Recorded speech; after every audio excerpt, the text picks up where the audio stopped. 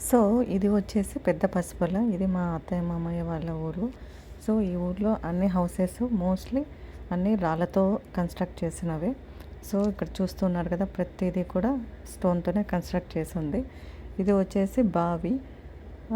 ఇందులో వచ్చే నీళ్ళు అదంతకదే ఊరుతూ నీళ్ళు భూమిలో నుండి వస్తూ ఉంటది. సో, మామూలుగా యూజువల్‌గా బావి అంటే మనం రౌండ్‌గా అట్లా ఇమాజిన్ చేస్తాం. కానీ ఇది మాత్రం రెక్టాంగిల్ షేప్‌లో కట్టినారు. కట్టడం కూడా చాలా అందంగా, నీట్‌గా, ప్లాన్డ్‌గా ఒక స్ట్రక్చర్డ్‌గా కట్టారు. సో, బావి వచ్చేసి 1800లో కట్టినది. సో, అక్కడ ఉన్న హౌసెస్ కూడా ఆల్మోస్ట్ 1700 ఎండ్ ఆ పీరియడ్‌లో ఉన్నప్పుడు కట్టిన హౌసెస్. ఇవి బావి మాత్రం 1800లో కట్టినది. చూడండి ఈవెన్ దిగనీకి కూడా స్టెప్స్ ఉన్నాయి. స్టెప్స్ కూడా బండలతోనే ఉన్నాయి. సో, అక్కడ ఉన్న వాళ్ళంతా నీట్‌గా చక్కగా అందులో దిగేసి మంచినీళ్ళు తీసుకొని రావచ్చు. సో, వాటర్ కూడా బాగా టేస్టీగా ఉంటదంట. సో, చాలా పెద్ద బావి. ప్లస్ ఇప్పుడు అంత నీరైతే లేదు కానీ మామూలుగా అయితే నీరు మొత్తం ఆ బావి మొత్తం ఉండేదంట. ఇప్పుడు అంత నీరైతే లేదు. చాలా తగ్గిపోయింది. బట్ కానీ నీళ్ళైతే వస్తూనే ఉన్నాయి.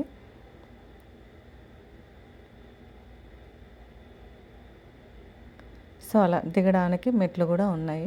సో, చక్కగా దిగి కుండలతో నీటి తీసుకొని రావచ్చు.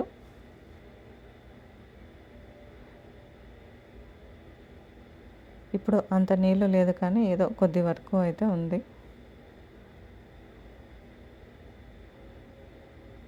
సో, ఇప్పుడు ఆ నీరైతే ఎవరైతే యూజ్ చేయడం లేదు తాగనీకి. ఇప్పుడు అందులో కొంచెం తాబేళ్ళు, ఏదో ఒక ప్లాంట్స్, పిచ్చి పిచ్చి మొక్కలు అన్నీ అట్లా పెరిగినాయి. కానీ అది అయితే కొంచెం నీట్‌గానే మెయింటైన్ చేస్తూ ఉన్నారు. ఎందుకంటే అది వాళ్ళ పురాణపు బావి కాబట్టి సో, దాన్ని చక్కగానే చూసుకుంటున్నారు. ఏదో కొద్ది కొద్దిగా అట్లా చెత్త చెదారం ఉంది కానీ మిగతా అయితే బాగానే టేక్ కేర్ చేస్తున్నారు. సో, ఇదొచ్చేసి మా అత్తయ్య వాళ్ళది పాత ఇల్లనమాట. సో, ఇప్పుడు ఇక్కడ చూస్తున్నారు కదా! సో, అప్పుడు వీటికి డోర్స్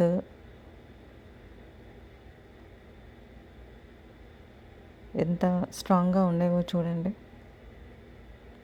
సో, బయట వచ్చేసి అది మోటరు నీళ్ళు పంప్ అనమాట. ఇదొచ్చేసి బయట అరుగు. సో, సాయంత్రం పూట అందరూ అట్లా కూర్చొని బయట మాట్లాడుతూ, దారిలో వెళ్ళే వాళ్ళని మాట్లాడిస్తూ అలా కాలం గడిపేవారు పల్లెటూరులో. సో, ప్రతిదీ కూడా స్టోన్ కన్‌స్ట్రక్షనే ఉంటది. సో, ఇదొచ్చేసి ఆ ఇంటి వెనకపు భాగం. వెనకపు భాగంలో ప్రతి ఇంటికి కూడా పశువులుంటాయి.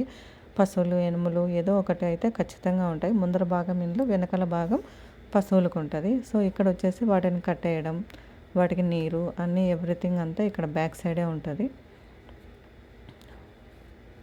సో, పశువులంతా వెనక సైడే ఉంటాయి. ఇదొచ్చేసి పాతకాలపు రోలు.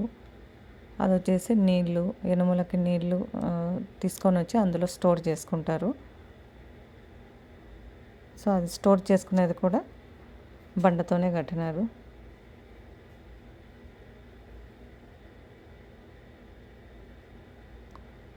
సో, ఇవన్నీ వచ్చేసి పైన రూఫ్ అనమాట. ఇప్పుడైతే మనకి ఆర్సీ అట్లా ఉంటది. కానీ అప్పుడంతా ఇట్లా చెక్కలతోనే చేసేవాళ్ళు.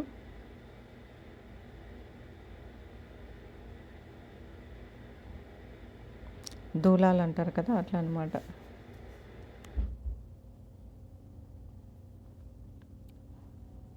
సో, అప్పుడు పూర్వపు స్టెప్స్ అనేది హౌస్‌కి ఉండేవి కాదనమాట. సో, ఏదో ఒక అట్లా నిచ్చెన వేసుకొని, ఆ నిచ్చెనతో మనం పైకి మిద్దె పైకి ఎక్కాలి. స్టెప్స్ అయితే ఏ హౌస్‌కి ఉండవు అప్పుడు.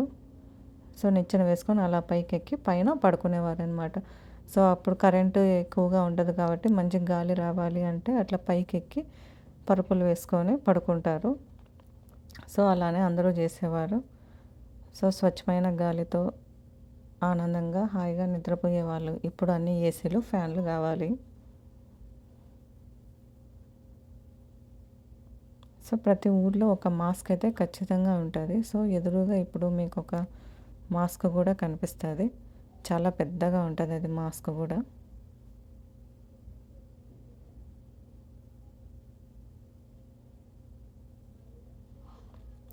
సో, ఇదంతా మట్టి అనమాట. సో, ఎక్కువ వర్షం వస్తే నీళ్ళైతే మిద్దెలో లోపలికైతే వస్తుంది. కొంచెం లైట్ వర్షం అట్లా ఉంది అంటే నీరు లోపలికైతే రాదు. కొంచెం హెవీ రెయిన్ అట్లా వచ్చిందంటే మాత్రం లోపలికి వస్తాయి. లోపలికి వచ్చిందంటే కొంచెం అక్కడ ఇక్కడ మనం ఏదో ఒకటి పాత్ర పెట్టుకొని ఆ వాటర్ అంతా ఇల్లంతా స్ప్రెడ్ అవ్వకుండా చూసుకోవాలి.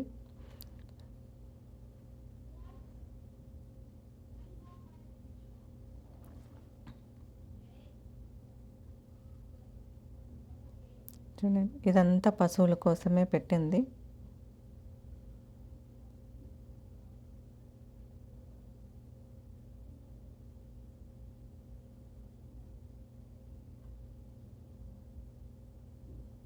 సో ఇక్కడ ఆవులు ఎద్దు అయితే ఉన్నాయి ఇక్కడ.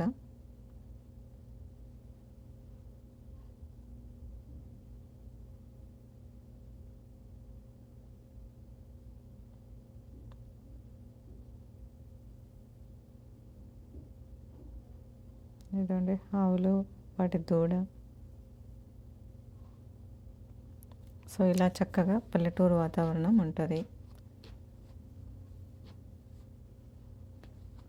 గడ్డి వాము. సో ఇది వచ్చేసి జున్ను.